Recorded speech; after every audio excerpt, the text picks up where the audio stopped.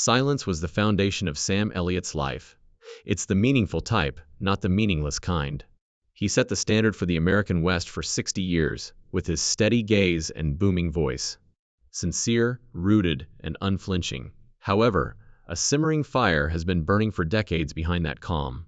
It's not jealousy or the wrath of fame. It's the sorrow of witnessing the sale of something holy. In that enormous list of disappointments, one man loomed above them all. The legend who once rode beside him in the hearts of millions, and subsequently became everything Sam Elliott detested. The cowboy who lost his soul was Clint Eastwood. They never had a friendship. Not at all. Pretending they were the same breed was something Hollywood enjoyed. The same material was used to cut two Western icons. However, Sam Elliott never thought so. For him, Clint Eastwood embodied everything that the West should never be: self-centered, theatrical, and political. When Eastwood took the stage at the Republican National Convention in Tampa, Florida, in August 2012, that was the tipping point. He moved an empty chair next to him and started talking to it, acting as though President Obama was seated there. As millions watched, the hall was filled with uncertainty and laughing for a few minutes. At home, viewers gaped in shock. Memes of individuals Eastwooding to empty chairs went viral on the internet overnight. When the moment went live, Sam Elliott was in Texas, filming a commercial for the Dodge Ram. According to a crew member, he silently glanced at the television before slowly shaking his head. To him, Eastwood had made a circus performance out of the cowboy's honor, Sam muttered. He forgot who he is, and turned to leave the monitor. Since Elliott was a true Westerner, he never preached politics, using the hat or the horse. The cowboy stood for restraint, for doing rather than talking. Sam Elliott experienced more than just shame that evening, as pundits made fun of Eastwood's action. He felt deceived. The image of the cowboy had been transformed into a political prop by a man who once personified calm strength. A few months later, Eastwood defended the Carmel Pinecone Act, claiming that people are too sensitive and that he had no regrets. Sam's heart was hardened by such comments. He no longer saw the humility in Clint that he had previously admired. Instead, he saw a frigid arrogance, the conviction that everything was okay because of his celebrity. Sam told a close friend, "I no longer respect that Clint. He is now merely an elderly man who believes he is America." In the years that followed, the gap widened. Eastwood's later works, American Sniper and The Mule, received praise and anger in equal measure. He was criticized for promoting toxic masculinity. His supporters referred to him as fearless. Whenever Eastwood's name was spoken, Sam Elliott's countenance changed, but he remained silent in public. He would become silent, his eyes narrowing and his jaw tightening, as though he were witnessing the sunset over something he had once cherished. In an interview with Esquire in 2016, Eastwood said something that many people thought was directed at Sam. "Our generation is one in which speaking the truth is frowned upon." Hailed by some as defiance and denounced by others as arrogance, the statement went viral. It validated everything for Sam. That word was now deployed to defend ego by the man who had once stood for cinematic truth. A cowboy quiet, in Elliott's opinion, was more powerful than any word. Eastwood had broken that rule. And once a man broke the code of the West in Sam's society, he was no longer one of them. By the time the decade finished, their paths never intersected again. Sam continued to labor, the hero. A Star is Born, 1883, silently carrying on the custom he believed the other had given up. Clint continued to divide audiences, speak, and direct.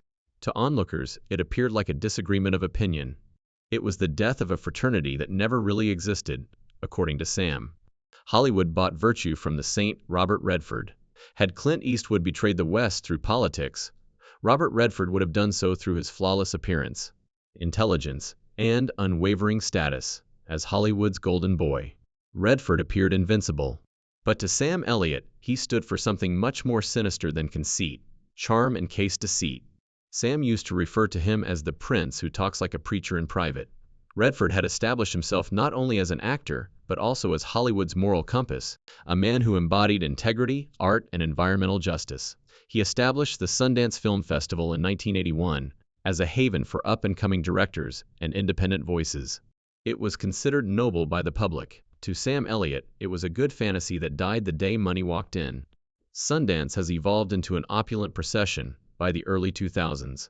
Snowy streets lined with limousines, designer brand-sponsored parties, and photo studios vying for attention. Indie filmmakers started to gripe that they couldn't even afford to go to the event that was supposed to offer them a platform. Sundance has evolved into the upscale version of the Hollywood it once opposed, according to critics like Kenneth Tran of the Los Angeles Times. Sam knew that without having to read the reviews. He had personally witnessed it. On the ranch set, he once urged a pal, "Go to Park City now. You don't smell film stock or sweat. You can smell Tesla exhaust and Chanel perfume." In the meantime, Redford, who owned many estates, including a 700-acre ranch in Santa Fe and a $7 million mansion in Napa Valley, kept giving talks about simplicity and green living. He dismissed it with that same serene smile when the media brought it up. But that smile had grown intolerable to Sam. He tells a friend that he preaches like he's saving the world, but he's just polishing his halo. Redford was even referred to as a Hollywood elite hypocrite in an editorial in 2019. It was not celebrated by Sam. He merely gave a nod. He saw Redford as the ideal representation of Hollywood's illness, those who lived above the reality but spoke about it. Sam used to admire him. He was no longer even allowed to share a room. In 2017, he entered an Oscars after-party, saw Redford laughing next to Jane Fonda, and turned away without saying anything. According to one witness, he wasn't upset. He appeared to be finished. The skilled cowboy who cracked the code was Kevin Costner. Kevin Costner was more than simply a name in Sam Elliott's resentment hierarchy. In Sam's opinion, he was the epitome of everything that the West was not. The world viewed Costner as the tough, charismatic modern-day cowboy of Hollywood. Sam noticed a man dressed up in boots that weren't his. When two westerns entered theaters, just a few months apart in 1994, their silent feud got underway. Tombstone, a small, gritty tale based on perspiration and dust, starred Sam. Costner, on the other hand, created and starred in the $60 million glossy epic Wyatt Earp. The critics were harsh. Wyatt Earp was described by the New York Times as being too clean, too polished, and lacking in dirt. Sam apparently saw the review on site and joked, "That's Hollywood cowboy." They act as though they're scared to wrinkle their jackets while they ride horses. Between them, an imperceptible wall arose from that day. The difference between them was genuine, yet they never openly clashed. For Sam, the foundation of Costner's reputation was a studio-only representation of the West. Perfect hair, flawless conversation, and flawless lighting. And that tension resurfaced decades later, when Costner came to Yellowstone as patriarch John Dutton. The program became well known. Viewers referred to it as the American Western's rebirth. Sam, however, declined to partake in the festivities. He told Vanity Fair that they made the West into a truck commercial. Everyone is too perfumed, too lovely, and too clean. 3 months later, Costner gave a sardonic sneer in response on Entertainment Tonight. Sam believes that the West is his. If so, perhaps he ought to purchase America as well.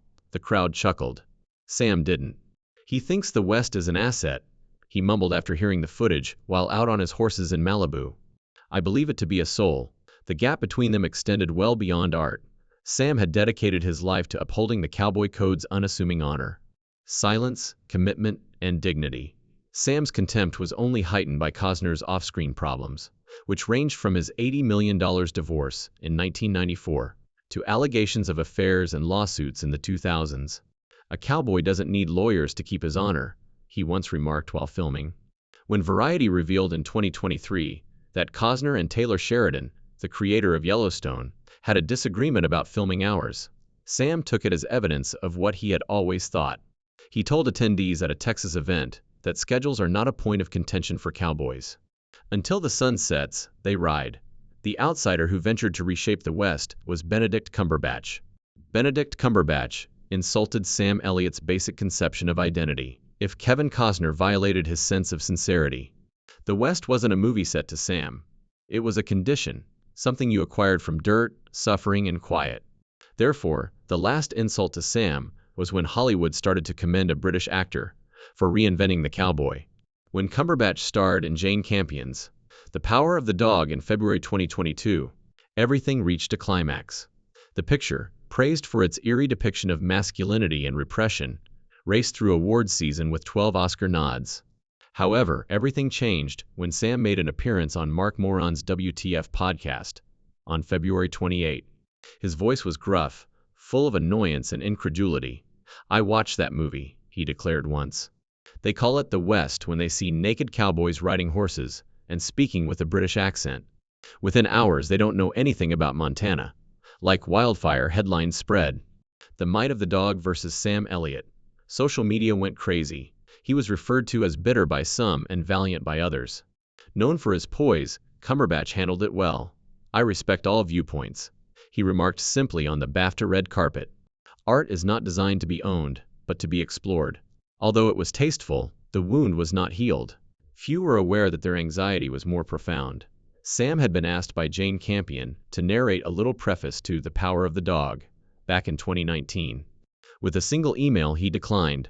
If someone doesn't comprehend the West, I won't use their words to make a story about it. That refusal became a conviction when the movie became a phenomenon. At an event hosted by the Directors Guild of America, Director Campion openly retaliated by referring to Sam as a man from a bygone period. The audience cheered. Sam said nothing, but his silence was more hurtful than any criticism. He believed that the dog's ability had transformed the West into a therapeutic session. Telling a pal, they made it about feelings. In the West, the goal is to survive. Only once, following the dispute, did their paths cross at a Los Angeles post-Oscar party. As they shook hands, a server recalled the frigid air. Mr. Sam walked away without smiling after giving him a direct look. That quick, icy handshake turned into a legend. Sam's rage appeared archaic to younger listeners. It was moral to him. There was no one he was fighting. He was opposing the transformation of Hollywood. The stories were cerebral, soft and unconnected to the soil that gave them significance. Sam's opinion was unaffected by Cumberbatch's serene charm. In Santa Fe, he told a pal, "You can't play a cowboy. Either you are or you are not one." The man who sold the West was Taylor Sheridan. Taylor Sheridan was the man Sam Elliott resented the most out of all of them. Because Sam used to admire him, unlike the others. Sam wrote Sheridan a handwritten note referring to him as the last man who still understands the Texas wind. After he scripted Hell or High Water in 2016, a hard-edged modern Western that received 4 Oscar nominations. Sheridan's characters were honest, and his speech was concise. Sam thought the West deserved this type of literature. However, that respect vanished 2 years later. The huge, glitzy TV drama Yellowstone, which Sheridan launched in 2018, became an international sensation.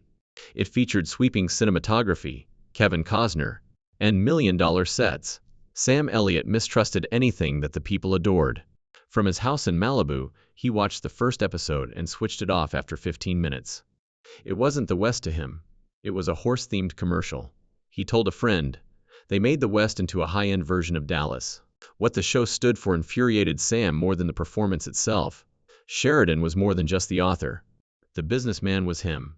In addition to keeping complete creative control and leasing his own Texas ranch to Paramount as a set, he had sold Yellowstone to the company for around $500 million. He was known as the double-dipping cowboy by industry insiders. "I work for a living in men's health," Sheridan said in defense of himself. "I rent out my horses if they are needed." What's the matter? It was all to Sam Elliott. He informed a colleague in Austin that props are unnecessary in the West. Through the wind and the dirt, it communicates. It's being staged like a Broadway production now. When Sam agreed to star in Sheridan's prequel to Yellowstone, 1883, their tension only increased. It initially appeared to be a reunion of like-minded individuals. Before Paramount started editing, the script was honest, nasty, and unvarnished. Sam became aware that the plot had been mellowed for television. By the time the series premiered in 2021, he whispered to one of the team, "They made perfume out of blood." Critics loved it. Sam, however, felt deceived. He thought Sheridan had sold something he didn't believe in by using his credibility, the grizzled face of the authentic cowboy. Both guys stood at opposing ends of the same stage when 1883 won at the Critics' Choice Awards. Later, a Getty photographer stated, Sam turned his head away. Sheridan's eyes were fixed on his phone. The chill between them was palpable. Sam declined Paramount's invitation to appear in the follow-up in 1923. "I don't do films about the West that lack dirt," he stated. Sheridan was considered a genius by the world for bringing the Western back to life for a new age. He transformed the spirit of the frontier into a luxury brand, and to Sam, he was its undertaker. "They sell the West now," he once described to a friend. $1,000 leather jackets, ranch-style resorts, and actors that smell more like cologne than cattle. They turned the sacred into a commodity. Sam Elliott never sought attention. He had it with him. Even though it didn't comprehend, The world listened when he eventually spoke. The West wasn't a story to him. Too many people had failed to keep that commitment. In your opinion, who of these men caused him the most harm? Mark Maron, Robert Redford, or Clint Eastwood? Please share your thoughts in the comments section below, and remember to hit the notification bell. Like and subscribe for more real Hollywood tales that show what goes on behind the scenes.